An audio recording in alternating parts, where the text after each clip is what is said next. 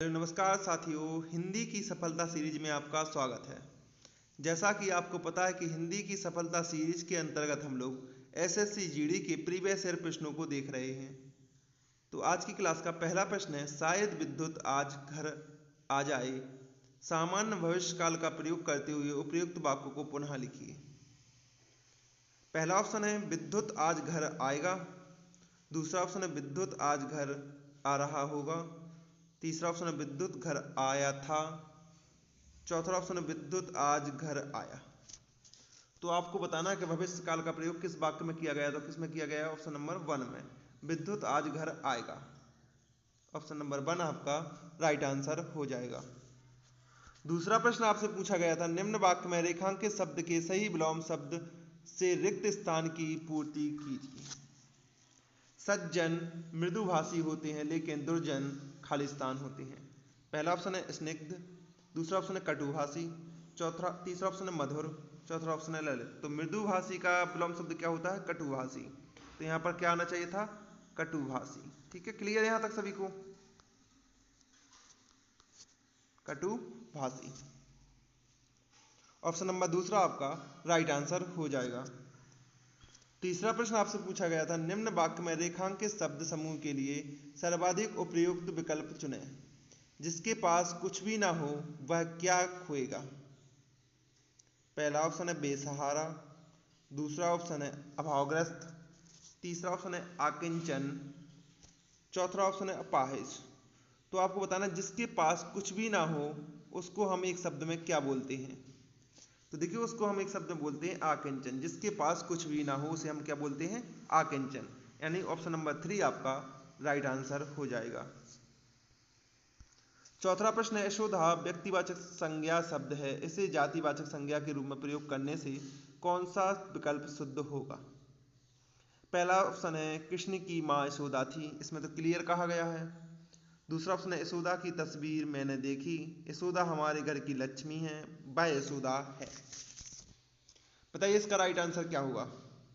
तो देखिए यहाँ पर कृष्ण की माँ यानी क्लियर कर दिया गया, तो ये नहीं होगा, व्यक्ति जातिवाचक संज्ञा नहीं होगी। ठीक है, ये व्यक्तिवाचक हो जाएगी। यशोदा की तस्वीर मैंने देखी, ये भी व्यक्तिवाचक संज्ञा हो जाएगी। वह यशोदा है, क्लियर कह दिया कि यशोदा है, तो व्यक्तिवाचक संज्ञा हो जाएगी। यशोदा हमारे घर की लक्ष्मी है, लक्ष्मी है। तो ऑप्शन नंबर 3 आपका राइट आंसर हो जाएगा। इसमें यशोदा का जातिवाचक संज्ञा के रूप में प्रयोग किया गया है। पांचवा प्रश्न है, निम्नलिखित वाक्यों में अशुद्ध वर्तनी वाले वाक्य का चयन कीजिए। पहला ऑप्शन है यद्यपि हम अपढ़ हैं तथापि बुद्धू नहीं हैं। दूसरा ऑप्शन है घर में बिस्तर है और बर्तन आदि हैं। तीसरा ऑप्शन है राम कसरत करता है ताकि वह पहलवान बन जाए। चौथा ऑप्शन है जो धन का भूखा है वह साधु नहीं है। तो आपको बताना है अशुद्ध वर्तनी वाला कौन सा वाक्य है।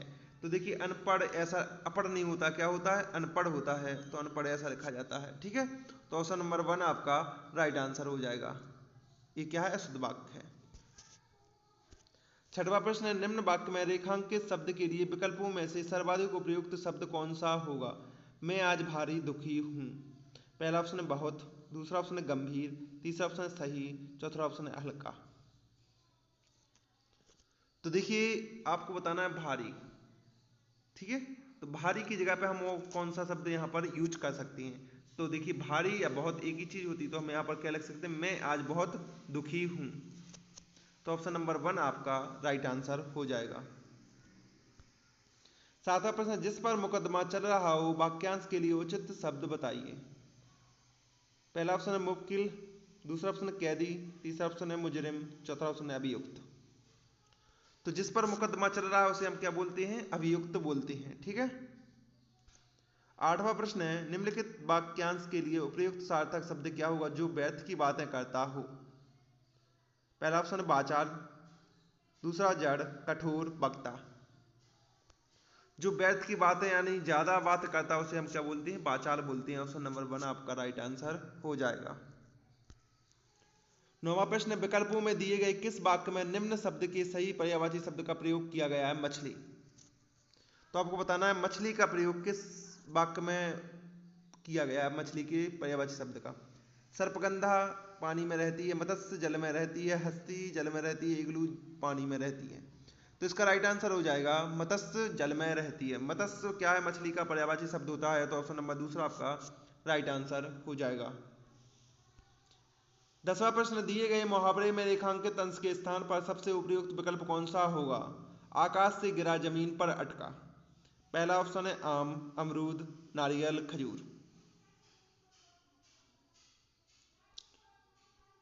तो आपको बताना है जमीन, ठीक है। तो जमीन की जगह पर हमको क्या क्या गिरा? देखो, आकाश से गिरा जमीन पर अटका, क्या? खजूर। 11वां प्रश्न है, धरती माता की पूजा करनी चाहिए, उपयुक्त वाक्य में रेखांकित शब्द के उचित पर्यायवाची शब्द का चयन विकल्पों में से कीजिए। पहला ऑप्शन है दारा, दूसरा ऑप्शन दिया, तीसरा ऑप्शन है वसुधा, चौथा ऑप्शन है तनया। धरती माता की पूजा करनी चाहिए, तो धरती का पर्यायवाची शब्द होता है क्या? वसुधा। तो ऑप्शन नंबर 3 आपका राइट आंसर हो जाएगा। 12वां प्रश्न, निम्नलिखित में से किस मुहावरे का अर्थ जी दुखाना है? छाती पर सांप लूटना, छक्के छुड़ाना, धज्जियां उड़ाना, छाती पर मूंग दलना। तो छाती पर मूंग दलना जी दुखाने का मुहावरे का अर्थ होता है। 13वां प्रश्न है, निम्न वाक्य में रेखांकित शब्द के विलोम से दिए गए वाक्य का रिक्त स्थान पूर्ण करें। परिश्रमी व्यक्ति सदैव अपना लक्ष्य प्राप्त करते हैं और खाली स्थान व्यर्थ में नष्ट कर देते हैं। तो परिश्रमी को आपको बोला, परिश्रमी यानी बहुत मेहनत करने वाला, आलसी यानी बिल्कुल भी मेहनत करने वाला। तो आलसी व्यर्थ में समय नष्ट करते हैं, ठीक है। तो क्या आना चाहिए था वहां पर? आलसी। ऑप्शन नंबर दूसरा आपका राइट आंसर हो जाएगा।